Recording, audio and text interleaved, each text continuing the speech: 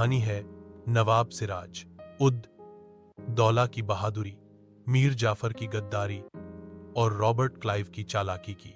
बंगाल की समृद्धि। उस समय बंगाल पूरे भारत का सबसे धनी प्रांत था।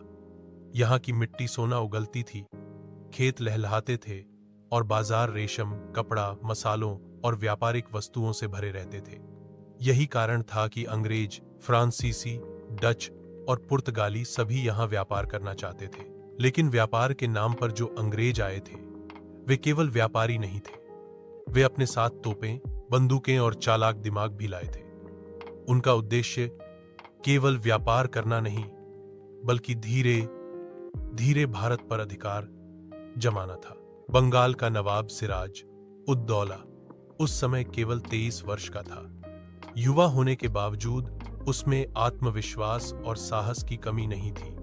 वह जानता था कि अंग्रेज धीरे धीरे अपनी शक्ति बढ़ा रहे हैं और किलाबंदी कर रहे हैं। उसने साफ कह दिया, यह मेरी जमीन है, बिना अनुमति यहां कोई किला नहीं बनेगा।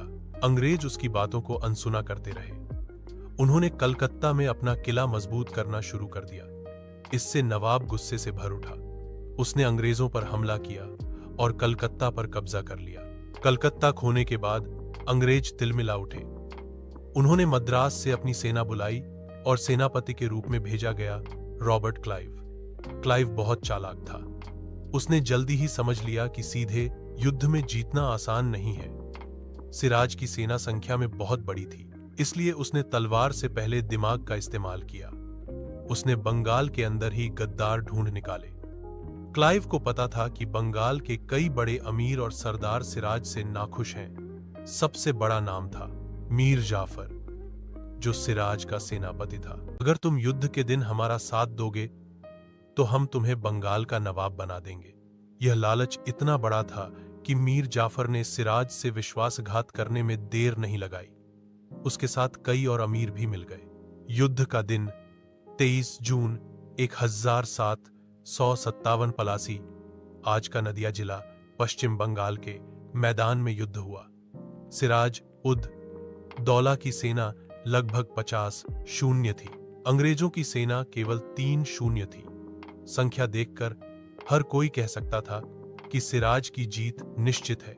लेकिन युद्ध केवल तलवार से नहीं, चाल और निष्ठा से जीता जाता है। जैसे ही युद्ध शुरू हुआ, मीर जाफर और उसके साथी चुपचाप खड़े रहे। उन्होंने न तो अंग्रेजों पर हमला किया और न ही अपने नवाब का साथ दिया। सिराज को उम्मीद थी कि उसका सेनापति आगे बढ़ेगा, पर उसकी सेना जड़वत खड़ी रही। क्लाइव ने इस मौके का फायदा उठाया। अंग्रेजी तोपों ने सिराज की सेना पर लगातार गोलाबारी शुरू कर दी। जिन सैनिकों ने लड़ने की कोशिश की, वे या तो मारे गए या पीछे हट गए। सिराज ने पूरी वीरता से लड़ाई लड़ी, लेकिन जब अपने ही लोग गद्दारी कर दें तो अकेले वीरता क्या कर सकती है। धीरे धीरे पूरी सेना बिखर गई। सिराज अपने महल भाग गया और बचने की कोशिश की, लेकिन मीर जाफर और उसके लोगों ने उसे पकड़वाया।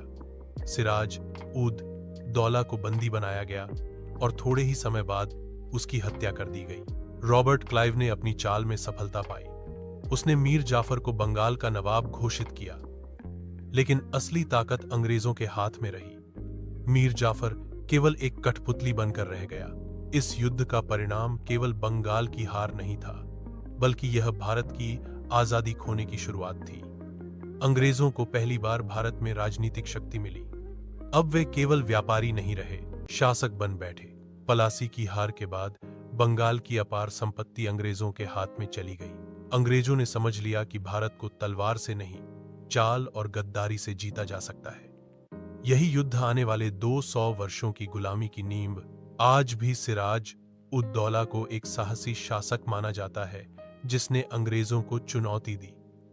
लेकिन इतिहास ने उसे विजेता नहीं, शहीद के रूप में याद किया।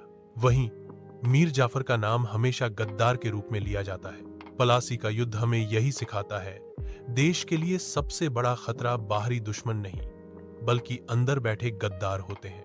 अगर उस दिन बंगाल की सेना अपने नवाब का साथ देती, तो शायद अंग्रेज कभी भारत पर राज न कर पाते। पलासी का युद्ध 1757 में बंगाल के नवाब सिराज उद दौला और अंग्रेजों के बीच लड़ा गया। इस युद्ध में मीर जाफर की गद्दारी और रॉबर्ट क्लाइव की चालाकी से अंग्रेजों ने जीत हासिल की। यह युद्ध भारत की गुलामी की शुरुआत बना और 200 वर्षों तक अंग्रेजों का शासन स्थापित हुआ।